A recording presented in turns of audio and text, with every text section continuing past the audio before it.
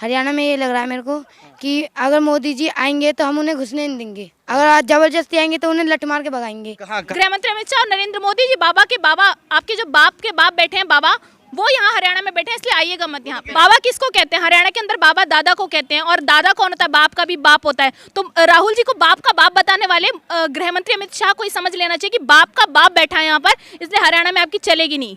Current तो ऐसा मोदी जी को लगा है कि हार तय है और कार्यालयों में भीड़ नहीं है।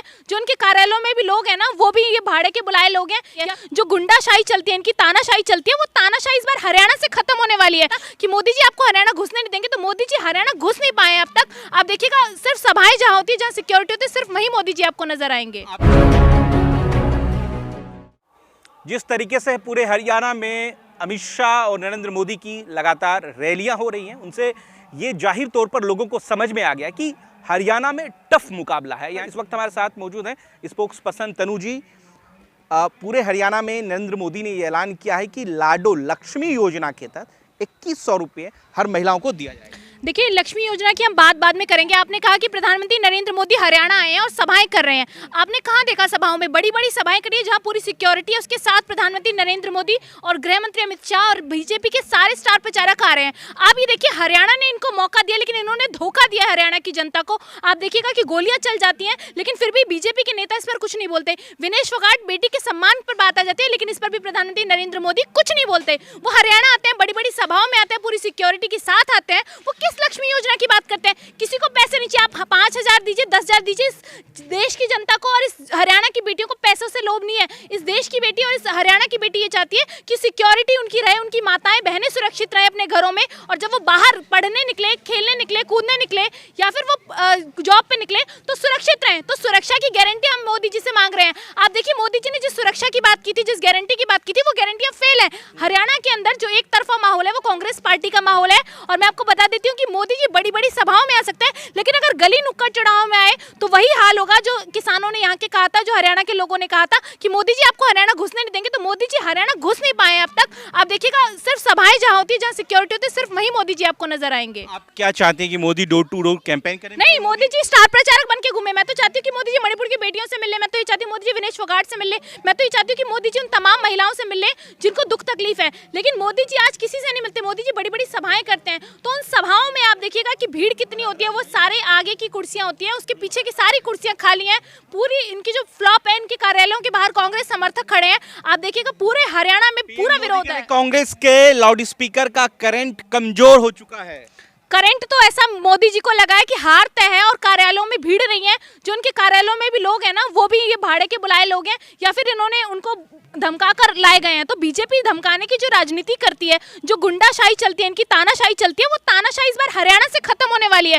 क्योंकि कांग्रेस की सरकार इसलिए बनने जा रही है क्योंकि कांग्रेस की सरकार वो जिसने हरियाणा को सींचा है, यहाँ के किसानों को सम्मान दिया है, बेटियों के साथ खड़ी हुई है। अगर मोदी जी में हिम्मत थी तो देते विनेश फोगाट को टिकट, लेकिन कांग्रेस पार्टी खड़ी रही है नकारने का काम। किसकी बननी है हरियाणा में? कांग्रेस की सरकार बनने जा रही है पूरी बहुमत के साथ। हम सीटें जीतने जा रहे हैं, 70 पार सीटें हमारी आ रही हैं। और बीजेपी को जो झटका लगेगा ना इस बार हरियाणा से साफ, अगली बार लोकसभा से साफ। कह रही थी कि लोग लठ लेके खड़े हैं, लेकिन कहीं है पूरे हरियाणा में ऐसी व्यवस्था?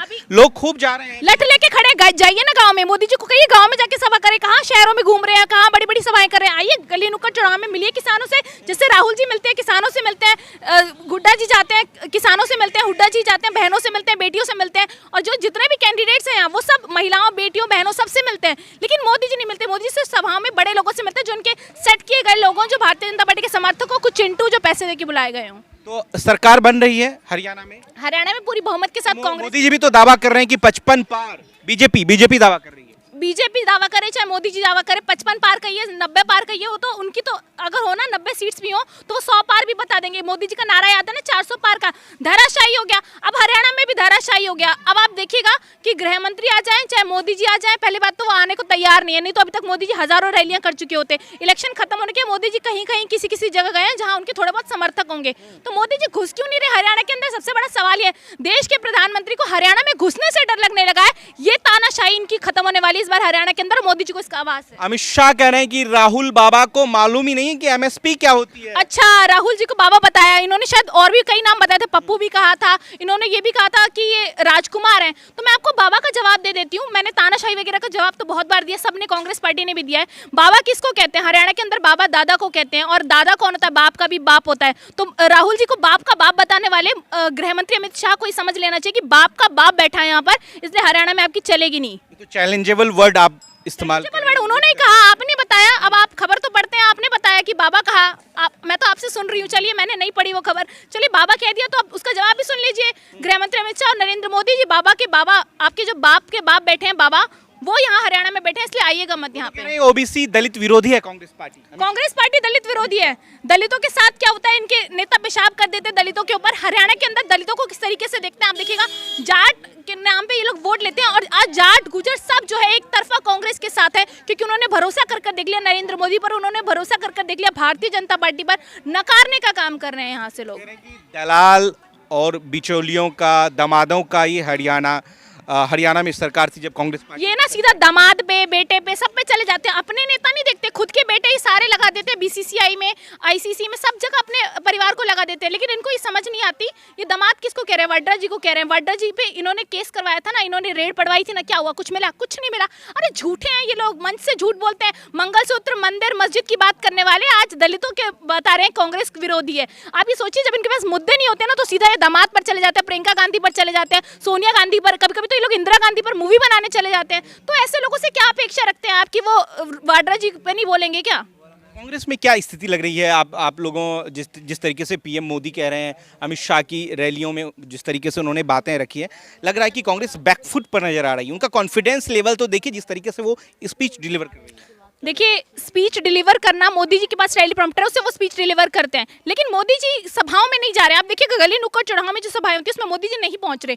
सिर्फ एक जगह पंडाल सजाया जाता है, प्रॉपर लोगों को फिट किया जाता है, सारे समर्थक अपने अपने एरिया से ले आते हैं, सबको भीड़ लगा देते हैं, और वो विजुअल्स बन जाते हैं, वायरल हो जाते हैं। मोदी जी भाषण दे देते हैं, लेकिन क्षेत्रों में जहाँ पर जिसके समर्थन में प्रचार करने आते हैं, उस क्षेत्र के लोग वहाँ पर मौजूद नहीं होते।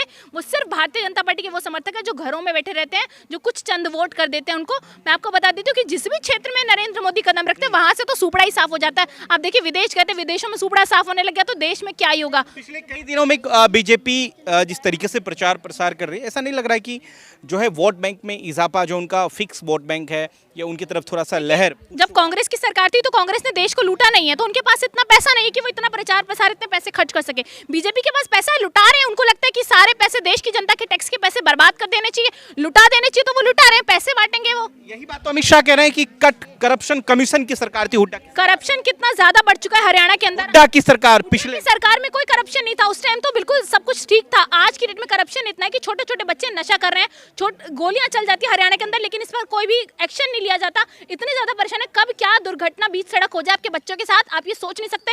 हरियाणा इतना अनसेफ हो चुका है भारतीय जनता पार्टी के राज में कि आज बच्चे शाम को घर से निकलने से भी डरते हैं। माँ बाप को चिंता रहती है, थोड़े बहुत भी बिगड़े बच्चों को छोटी छोटी बातों पर गोली मारकर मार दिया जाता है। तो कब इसमें सरकार एक्शन लेगी? कब हरियाणा सरकार सुनेगी? हमने तो मौका दिया था भारतीय जनता पार्टी को, हमने तो बिठाया था सत्ता की कुर्सी पर, क्या हुआ? सुपड़ा साफ होने वाला है उनका इस बार। हुड्डा जी, दीपेंद्र हुड्डा को कैसे देख रहे हैं? कितना वोट परसेंटेज में इजाफा? देखिए, राहुल जी भी यंग है और दीपेंद्र हुड्डा भी यंग है, और हमें लगता है कि अगर हरियाणा में भूपेंद्र हुड्डा जी नहीं तो दीपेंद्र हुड्डा जी सही, क्योंकि एक यूथ चेहरा होना चाहिए। हरियाणा के जो यूथ है ना, वो अनएजुकेटेड है बहुत ज्यादा, और एजुकेटेड सेक्टर मतलब हरियाणा के जो लोग हैं वो अनएजुकेटेड है। लेकिन भारतीय जनता पार्टी ये नहीं चाहती कि यहाँ के लोग एजुकेटेड हो, इसलिए नहीं चाहती क्योंकि वो चाहते हैं कि अगर ये एजुकेटेड हो गए तो ये पूछेंगे कि एमएनसी कंपनी हरियाणा में क्यों नहीं बनी, क्यों हम गुड़गांव धक्के खाते रहते हैं, हम क्यों दिल्ली जाते हैं, वो ये सवाल पूछ लेंगे। इसलिए भारतीय जनता पार्टी को डर लगता है कि कहीं यहाँ के लोग एजुकेटेड ना हो जाए। और मैं चाहती हूँ कि हरियाणा में रोजगार खुले, हरियाणा में कंपनीज खुलनी चाहिए, क्योंकि यहाँ की जनता टैक्स भी भरती है, यहाँ की जनता वोट भी देती है, तो उनका हक अधिकार है। एमएसपी का फुल फॉर्म राहुल गांधी को पता नहीं है, ऐसा अमित शाह जी का कहना है। अमित शाह को तो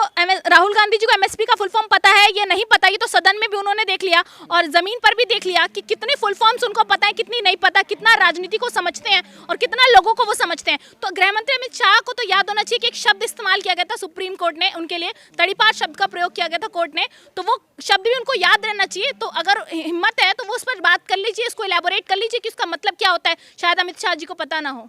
अमित शाह कह रहे हैं हिम्मत है राहुल गांधी को तो हरियाणा में आकर दिखाएं। ये देखिए ट्वीट किया गया है। अब अमित शाह चैलेंज कर रहे हैं राहुल देखिए बाबा को ये जवानों के वही ना, ये तो वही बात हो गई कि स्मृति ईरानी जी ने चैलेंज किया था राहुल जी को कि आइए हरियाणा में एक बार देख लेते हैं, कि वही बात है। अब ये चैलेंज कर रहे हैं, कितना भी चैलेंज कर लिए राहुल जी को आने की जरूरत नहीं। हुड्डा जी काफी, हरियाणा के अंदर इनके कैंडिडेट्स काफी हैं, देश की जनता काफी है, क्योंकि जनता का जब समर्थन मिल जाता है ना तो राहुल जी को, प्रियंका जी को, किसी को आने की जरूरत नहीं पड़ती। सिर्फ लोगों के समर्थन से ही चुनाव जीत जाता है और वो चुनाव हम जीतने जा रहे हैं। शुक्रिया। क्या नाम हुआ आपका? मेरा नाम सिद्धार्थ है अंकल। हाँ, क्या क्या लग रहा है हरियाणा में? हरियाणा में ये लग रहा है मेरे को कि अगर मोदी जी आएंगे तो हम उन्हें घुसने नहीं देंगे। अगर आज जबरदस्ती आएंगे तो उन्हें लठ मार के भगाएंगे। कहाँ कहाँ हरियाणा में? ना तो कहीं और भगा देंगे उन्हें लठ मार के। मोदी जी कौन है मालूम है कि नहीं? हाँ मालूम है, अच्छे से मालूम है। कौन है? अरे बालकों की पढ़ाई ऐसी तैसी कर दी उन्होंने।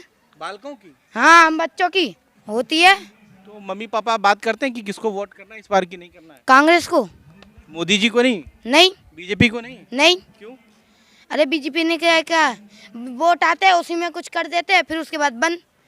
कहाँ वो दिल्ली रहते हैं। वोट मांगने आएंगे मोदी जी तो? नहीं देंगे, भगा देंगे लठ मार के।